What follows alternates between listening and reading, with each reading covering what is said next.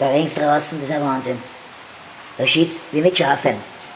Scheiße, und ich wollte fortgehen.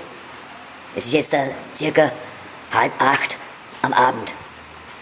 Das Wirtshaus, was ich besuchen will, ist weit weg. Aber ich hab zum Glück einen Schirm.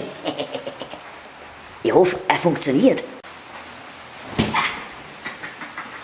Das ist schnell gegangen. Nimm jetzt gut. Nein. Draußen muss er funktionieren. Nicht da hier im Stiegenhaus. Also.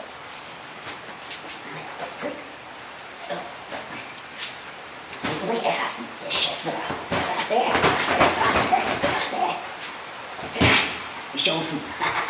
I'm singing in the rain. I'm singing in the rain.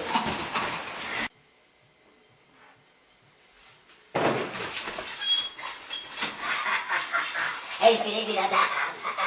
Oh, so verwirrt.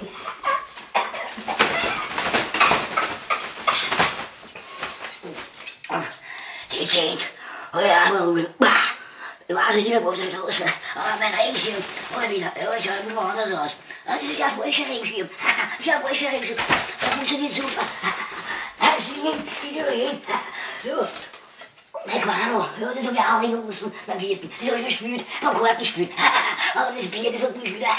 Und das rennt nicht mehr. Und das ist höchster Tag. Ja, I'm singing in the rain.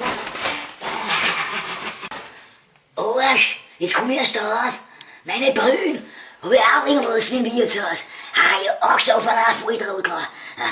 Wurscht. Ich geh jetzt schlafen.